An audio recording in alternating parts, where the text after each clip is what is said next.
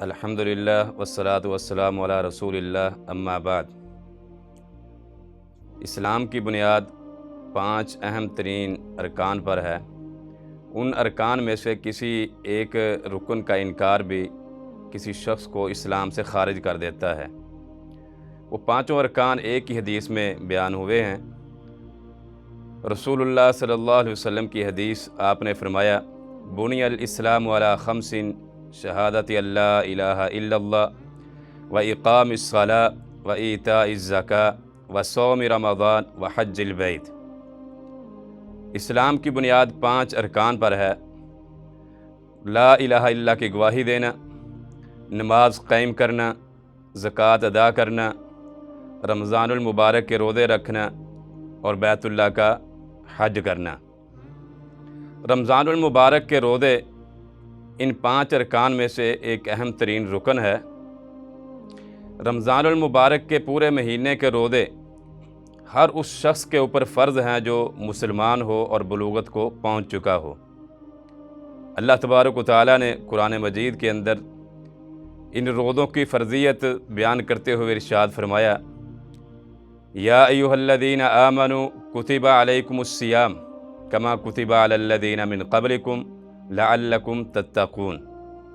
اے ایمان والو، تمہارے اوپر یہ روزے فرض کیے گئے ہیں جس طرح تم سے پہلے لوگوں پر فرض کیے گئے تھے۔ ان روزوں کے فرض کرنے کا مقصد کیا ہے؟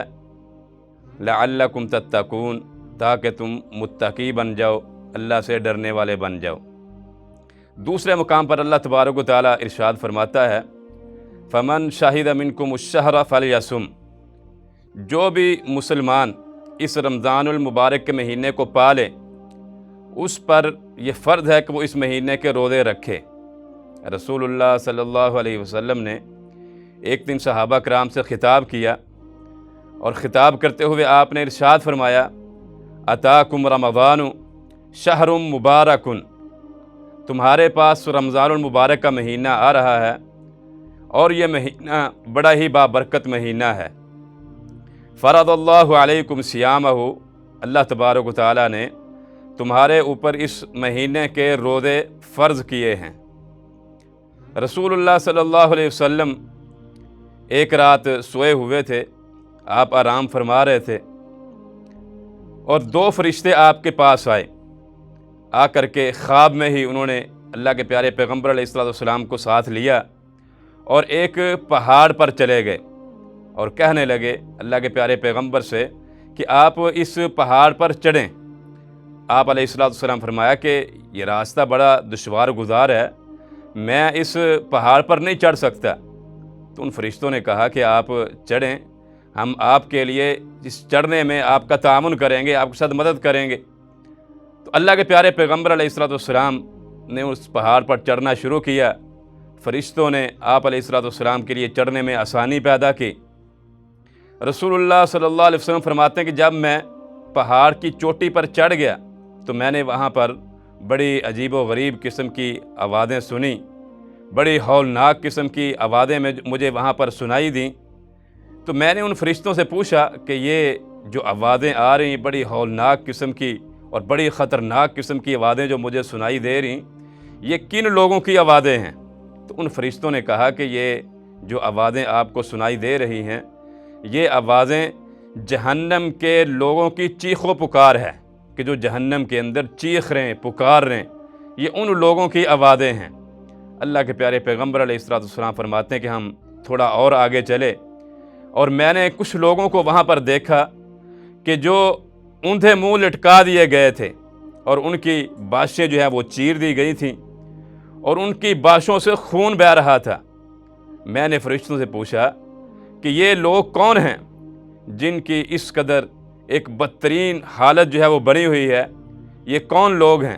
تو فرشتوں نے مجھے بتایا کہ یہ وہ لوگ ہیں جو رمضان المبارک کے مہینے کے اندر روزے رکھا کرتے تھے، یہ سحری کھایا کرتے تھے، لیکن افطاری کا ٹائم ہونے سے پہلے ہی، افطاری کا وقت ہونے سے پہلے ہی یہ روزہ افطار کر دیتے تھے، اپنے روزے کو پورا نہیں کرتے تھے۔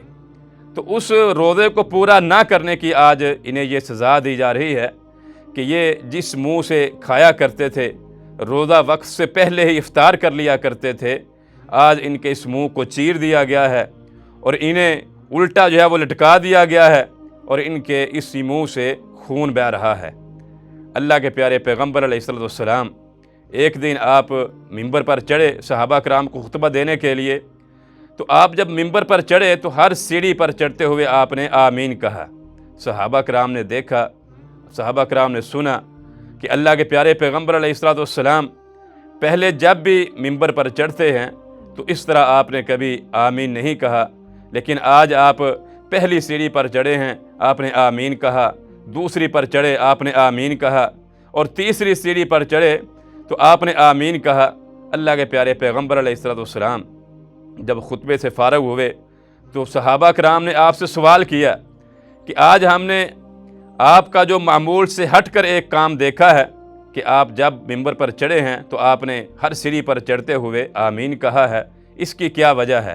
اللہ کے پیارے پیغمبر علیہ السلام نے فرمایا کہ جبریل امین علیہ السلام میرے پاس آئے تھے، تو جب میں پہلی سیڑھی پر چڑھا تو اس وقت جبریل امین علیہ السلام نے ایک دعا کی اور اس دعا کے نتیجے میں مجھے کہا کہ آپ آمین کہیں، تو میں نے پھر جو ہے وہ اس دعا پر آمین کہا۔ وہ دعا جو سب سے پہلی بات جبریل امین علیہ السلام نے جو بات ذکر کی، جو دعا ذکر کی، وہ یہ تھی کہ جو شخص رمضان المبارک کے مہینے کے روزے پالے، رمضان المبارک کا مہینہ پالے، اور پھر وہ آدمی اللہ تبارک و تعالیٰ سے اپنے گناہوں کی بخشش نہ کروا سکے تو ایسا آدمی ہلاک ہو جائے، برباد ہو جائے۔ تو یہ اس حدیث کے اندر اس رمضان المبارک کی اہمیت اور فضیلت بھی صحابہ کرام کے سامنے اللہ کے پیارے پیغمبر علیہ السلام نے ذکر کر دی۔ تو یہ روزہ بڑی اس کی اہمیت ہے، ہمیں اس اہمیت کو مد نظر رکھنا چاہیے، ہمیں کوتاہی کا شکار نہیں ہونا چاہیے۔ اللہ تبارک و تعالی ہمیں بڑے اہتمام کے ساتھ ان روزوں کو رکھنے کی توفیق دے۔